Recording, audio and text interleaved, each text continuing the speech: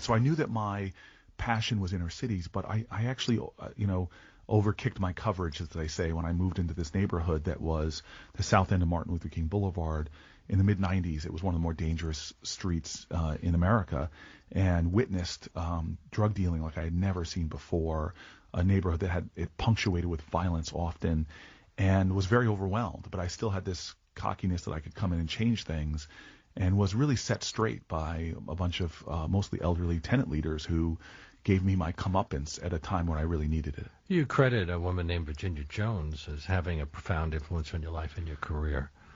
You would devote an entire chapter to her. Yeah, she's one of these remarkable American figures that, and I trace the sort of rise and fall of these high rises and her role of being the tenant president of them from the time they were built to the time that I became mayor and we finally shut them down. But she took, I always say I got my BA from Stanford, but my PhD from the streets of Newark. But just imagine me landing on this block. My stuff gets stolen from me right when I land there. I'm moving in, and I'm carrying stuff up to my room, come back, and my car was robbed. The intimidating of the guys. I had some tough moments with the drug dealers, guys who were dealing drugs when I first moved there. They saw you as an outsider? They saw me, I tracked them down for the book to interview them, and had some very touching, very painful moments in my dialogue with them.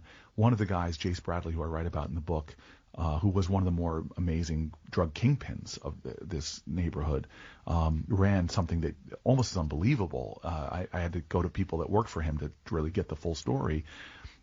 He even said I had to intervene so they wouldn't shoot you. And I looked at him and was kind of shocked. And then he goes, "Don't worry, Cory. They were just going to shoot you in the leg. It was just going to be a warning shot." And I said, "Okay, fine."